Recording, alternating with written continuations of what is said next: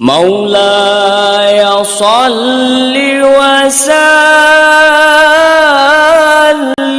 دائما أبدا. Jadi problem sekarang adalah banyak mufassir yang hanya mengartikan dari terjemah. Itu bahaya sekali. Jika ada orang yang menikah secara mut'ah, itu kan mirip kayak transaksi zina. Mereka berdalil famastamta'tum bihi minhunna fa'atuhunna ujurahun. Perempuan yang sudah kamu nikmati, yang penting kamu bayar. Terjemahnya seperti itu. Karena ujur itu jamaknya ujroh. Itu fatal sekali. Padahal ayat itu begini, settingannya begini, setting siakul kalamnya atau asbab nuzulnya begini. Ini sekaligus, memang saya sengaja ngaji dengan tema yang berat, bentuk penghormatan pada yang ngaji. Kalau temanya ringan kan kayak TPG. Jadi ini supaya gue keren-kerenan, ini ada doktor Pak Oni pernah dekan Fakultas Hukum. Jadi kalau saya nanti salah tinggal ditangkap saja, gampang kan? Tapi nangkap saya berurusan dengan Tuhan. Jadi kalau orang dekat Allah itu yang tanggung jawab itu Allah. Jadi beliau bisa menang di kepolisian tapi kalah di hukum Tuhan. Jadi kalau berhadapan-hadapan dengan saya. Begini asbabun nuzulnya begini. Wal muhsanatu minan nisa yang awal juz 5 itu ya kita santai aja. Yang awal juz 5 itu sebetulnya maktuf diatafkan pada ayat hurrimat alaikum ummahatukum wa banatukum wa akhwatukum wa ammatukum wa kholatukum wa banatul akhi wa banatul ukhti. Jadi perempuan yang haram dinikah itu ada 7. Yang faktor nasab, yaitu siapa? Ibu, putri, saudara putri, bulik dari bapak, amah itu bulik dari bapak, kholah itu bulik dari ibu, keponakan dari saudara lelaki, keponakan dari saudara perempuan. Ini disebut haram karena nasab gen. Kalau orang Jawa bilang hanya 4 karena ngitungnya bulik baik dari bapak maupun ibu. Kalau orang Jawa bilang kan bulik terus keponakan dihitung 1. Padahal ada keponakan dari saudara lelaki, ada keponakan dari saudara apa? Perempuan. Wa banatul akhi wa banatul ukhti. Terus kedua haram karena rodok. Kita tahu dalam hukum Islam rodok adalah sama dengan nasab. Jadi ibu yang pernah menyusui kamu berarti jadi ibu kamu, dan saudara sepenyusuan berarti menjadi saudara kamu. Ini disebut wa ummahatukum allati arda'nakum wa akhwatukum minar radha'. Terus ketiga haram karena musyaharah, karena besanan. Jadi pagi ini misalnya saya nikah dengan Sri, bilang qabiltu nikaha wa taswijaha bil mar'il madhkur. Setelah nikah dengan Sri ini otomatis ibunya dia menjadi mertua. Otomatis haram saya apa? Nikah. Ini namanya haram karena musyaharah. Atau kamu punya anak Zaid. Zaid pagi ini akad dengan Sri. Berarti Sri adalah menantu Anda, otomatis haram bagi Anda. Itu namanya haram karena musyaharah, karena bisanan. Itu yang disebut waroba apa haram-haram itu kan seterusnya itu wa ummahatu nisaikum. Apa ibu dari istri-istri kamu. Memang ini agak jelimet, tapi memang syaratnya mufassir harus biasa jelimet. Jangan hanya nyari partai ayat-ayat untuk kepentingan partai. Wah, itu ngeri. Kacau, Quran dipakai kampanye. Terus itu berarti sudah 3 kan? Haram karena nasab, karena rodok, haram karena musyaharah. Terus yang keempat ini haram yang bukan karena sebab pada seorang perempuan, tapi karena istri orang. Ini disebut wal muhsanatu minan nisa. Haram menikahi perempuan yang masih milik orang lain. Nah, orang lain yang menikahi ini, istilahnya Allah adalah lelaki yang menikahi perempuan ini adalah lelaki sing muhsinina ghairu musafihin, secara nikah yang sah. Nah, nikah yang sah itu begini dalam hukum fikih Islam. Saya nikah dengan Sri, kalau hanya akad, itu saya wajib bayar mahar hanya separuh. Jadi kalau saya janji bayar 1 miliar, berarti wajib bayar berapa?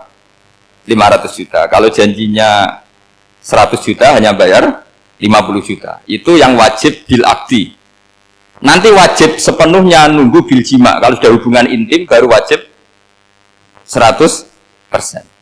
Jadi kalau ada di Jawa, nikah dengan seperangkat alat sholat, itu yang atasannya tok, itu wajib karena akad. Nanti bawahnya nunggu setelah hubungan apa? intim. Ini hukum Quran loh, bukan hukum saya.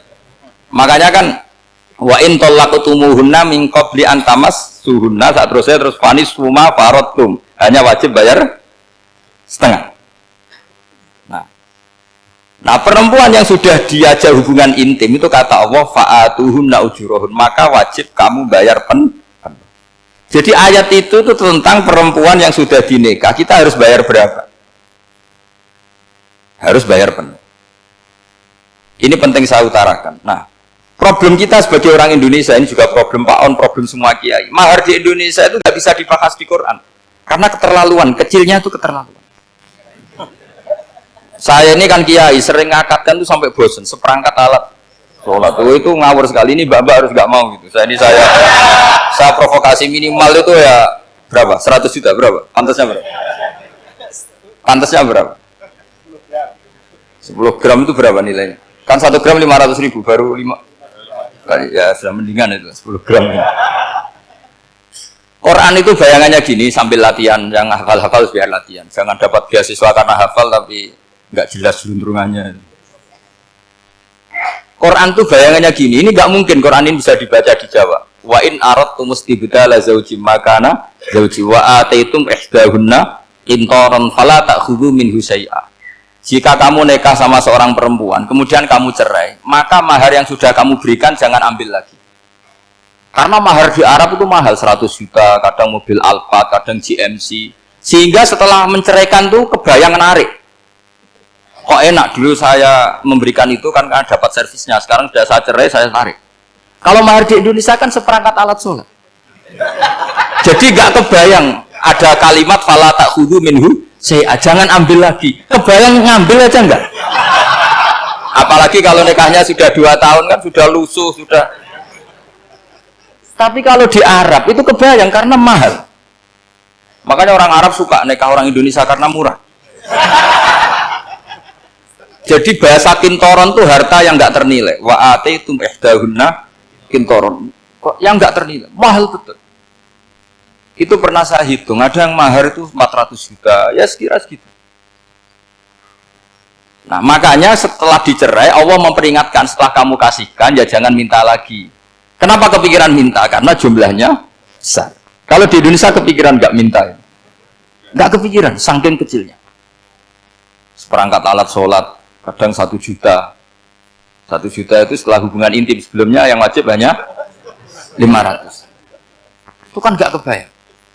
Makanya susah ngartikan Quran di Indonesia, kadang susah karena kadang terlalu. Itu pernah Sayyidina Umar radhiyallahu anhu pernah bilang begini, wahai para perempuan, mahar itu jangan mahal-mahal, kasihan para lelaki.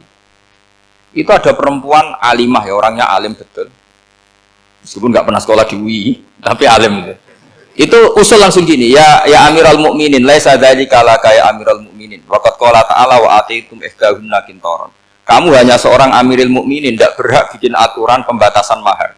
Allah saja tidak batasi, kenapa kamu batasi? Sehingga dulu yang namanya nikahnya Sulaiman Agung atau Jamaluddin siapa Ratu Agung itu, kalau hadiah ya sampai tas mahal itu kan dari bahasa Arab mumtaz mahal, mumtaz itu istimewa, mahal itu dia punya istri yang sangat dicintai, dikasih hadiah mumtaz mahal, terus ilat Jawa jadi apa? Tas mahal. Itu sama Mujid Ulil Albab kalah. Itu kalau cerai kan kepikiran minta lagi, dikasihkan yang baru. Tapi kalau di Indonesia tidak mungkin karena apa tadi? Seperangkat alat sholat. Begitu nyari yang murah lagi. Yang bagus kitanya, bungkusnya yang bagus. Nah, maka nggak mungkin kita maknani Quran tanpa mengenal yang bernama asbabin. Karena makna ayat itu bisa kacau kalau kita tidak tahu asbabin. Yaitu kayak tadi makna fa'ina ma tuwallu fasamma wajhuhu. Itu maknanya kan kamu menghadap mana saja, boleh saja di sana ada ridhonya Allah. Berarti kan bisa ke timur, ke selatan, ke utara, ke barat. Itu bahaya betul. Sehingga kata ulama harus mengkaji asbabin supaya porsi ayat ini sampai semana jauhnya itu kita tahu. Tanpa tahu itu tidak bisa. Begitu juga menyangkut kiblat. Sekarang saya tanya, kemarin kan ramai dulu di Kemenak, kiblat semuanya diukur dengan GPS, terus beberapa masjid dikomentari salah, karena diukur pakai apa? GPS. Kalau dalam bahasa falak disebut yaumarosdil kiblat, memang bisa diilmun. Tapi pertanyaannya begini, dari awal Allah ngendikan fawalli wajhaka syatral masjidil haram. Kamu yang penting sholat itu menghadap masjid. Masjid itu ya bangunan. Sehingga kata Ibnu Abbas yang diriwayatkan banyak ulama mengatakan Al-Ka'bah kiblatun li ahlil masjid wal masjid kiblatun li ahlil haram wal haram kiblatun li ahlil masyriq wal maghrib. Jadi kalau orang di dalam masjid kiblatnya harus Ka'bah. Di luar masjid kiblatnya asal bangunan Masjid Haram. Tapi di luar sini kayak di Indonesia boleh semua tanah. Kenapa begitu? Kata Ibnu Abbas karena Quran turun bilisanin Arabiyyim mubin. Jadi kalau orang Jogja kalau mau ke Jakarta arahnya kemana? Barat. Itu sebetulnya ketika Anda ke barat itu persis Jakarta apa bisa saja pasnya itu Pangandaran. Tapi orang itu akan bilang kalau ke barat ya ke Jakarta. Meskipun presisi Anda tepatnya di Pangandaran. Nah kiblat seperti itu, asal orang menghadap ke barat itu orang sudah bilang ke kiblat. Gak usah sedetail misalnya harus pas Ka'bah. Saya pernah debat sama tim ahli Kemenang. Gak bisa Gus, sekarang ada JPL harus tepat Ka'bah. Terus saya bilang gini, kalau teori Anda benar, berarti semua masjid luasnya maksimal 16 meter. Ka'bah itu luasnya hanya 16 meter. Berarti masjid Ulil Albab yang pojok sana sama pojok sana, kira-kira itu ya sudah tidak kena Ka'bah. Kalau harus tepat, Ka'bah itu kan diameternya hanya 16 sampai 18 kalau nggak salah. Berarti semua masjid kalau ingin tepat Ka'bah harus pas 16. Kalau terlalu luas pilihannya harus cekung. Kan jadi aneh. Makanya saya itu